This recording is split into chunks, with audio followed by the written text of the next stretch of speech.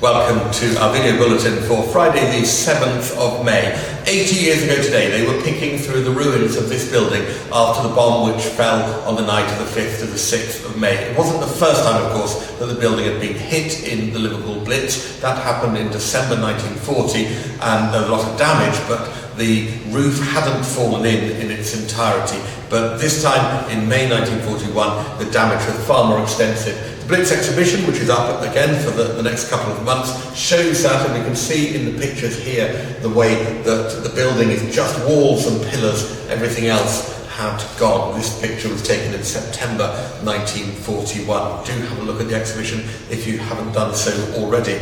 But of course the story of the last 80 years has been one of reconstruction, which began after that bomb as they began to raise money and look for ways to rebuild the church. And a testament to that is not just the building which I'm standing in at the moment, but also the ministry which we have. When the rebuilt church was opened in 1952, they had a week of services afterwards for every section of the society in the middle of the city centre, from businesses through to charities through to residents. We're still doing those services, and I look at the diary now and the conversations we're having.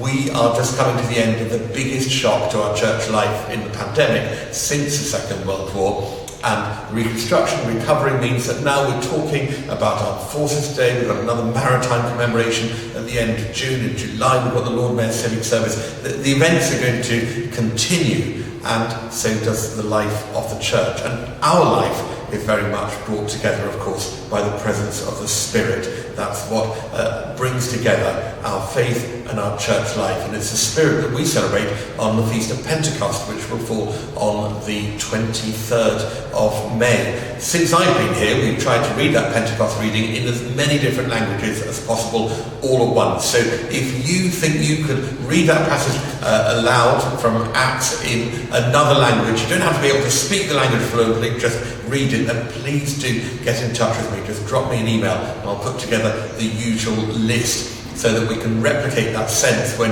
the people on the day of Pentecost heard the disciples speaking in different languages and wondered how they knew them all. That passage also includes one of my favourite lines in the Bible, which is when St. Peter says, "These men can't possibly be drunk because it's only 9:30 in the morning." I've never really understood that line. Well, as we begin to prepare to welcome new clergy, we're going to hear from someone who joined us in the 1970s. But first, just to recap what's happening later in the summer. So in June, at the beginning of June, on the 6th of June, the Bishop of Warrington will come to license the Reverend Peter Rao as the associate priest of this church. At the end of June, Jenny Brady will be ordained deacon and will join us as assistant curate to join our existing team of clergy. And we're really excited about both of them joining us. Well, back in the 1970s, Father Lister joined us as assistant curate. He was the first resident of the Glaston flat up there, and he's come back to Liverpool at the end of his career. He's just retired a year ago as Dean of Monmouth, and Ian has been catching up with him. Meanwhile, I'm about to go outside. You might hear some noise in the background behind me, and as we look at pictures of the stonework here, around the back of the church, we're cutting into the stonework. Not the stuff that was destroyed in 1941, but the stuff from 1815, because over the years, ironwork which was embedded in the stone has corroded and oxidised. There's been water ingress, and there's quite a bit of work that needs doing. So I'm going to take a trip outside while we hear from Ian and Father Lister. Hi everyone, and welcome to the Meet the Congregation video for this week. I'm here with a really special member of the congregation, Lister. Hi Lister, how are you doing today? Very well, it's nice to be special. Well, Lister, you're a very interesting member because you're a very old member of the congregation and a very new member of the congregation. So I have to ask, how did you first get connected to St. Nick's? This is a story maybe some people had got some inkling of recently when you preached very well at a Sunday service. But yeah, how did you first get connected? Well, I was brought up in Manchester, 30 miles away from here, for your information, and I always assumed I'd be ordained to a curacy there. But the dean of my college remembered one of his old students who'd just gone from Manchester to be rector of Liverpool, and said, would you like to go and be a curate with Donald Gray? And it took me a nanosecond to decide the answer to that. And to cut the long story short, I arrived here in the summer of 75, just as the rector was making his first appearance in this world, as he reminded us on Sunday. And how was it? What was it like back then? Does the church feel very different? Yes, I think in many ways very different. I was just looking at the parish history we produced when I was here in 77, and it points out there that the parish boundary in those days went all the way up Scotland Road to Athol Street, for those of you who know that part of the city, and went from the water all the way up Athol Street to Great Homer Street, and all the way down into town then, behind the museums, and to the front of Lime Street and all that stuff. So it was a very different shaped parish. And all this, the docks, which are now in a sense, the beating heart of Liverpool that's drawn the life back in, they were all derelict. There was nothing there at all. The elevated railway had not long been torn down the Strand, not long, 15 years before.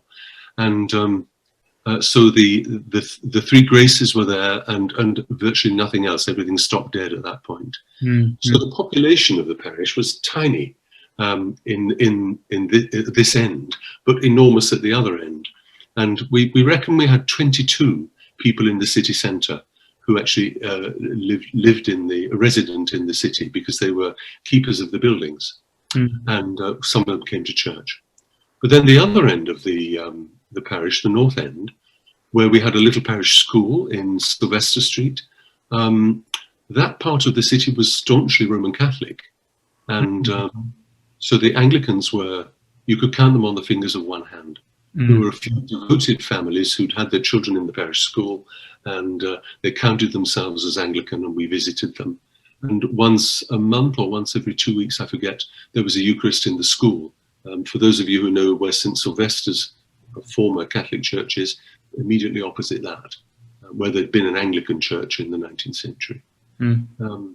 So a very different kind of feel. My ministry speciality by then had become unusual for clergy. I was a listener, not a speaker. And right from my very first days at St. Nick's, I'd found that people came to talk to me. And that's never gone away. I often say you could set me adrift in the Pacific with a bag over my head, and somebody somewhere would come and talk to me. And that carried on. So I got trained up in what do you do when you listen, and how do you respond. So I did professional training as a counsellor in Manchester University, and lots and lots of training as a spiritual director, which is my real love. And that guided where my ministry then unfolded. I had no plans for anything once I left the order. I just into the unknown. To my surprise, one day, the Bishop of Monmouth in the church in Wales, where Archbishop Rowan was before he went to Canterbury, the then bishop rang me and said, would I come and be dean of his cathedral? So I've never run anything. I haven't had a paid job in the church in this country since I left St. Nick's.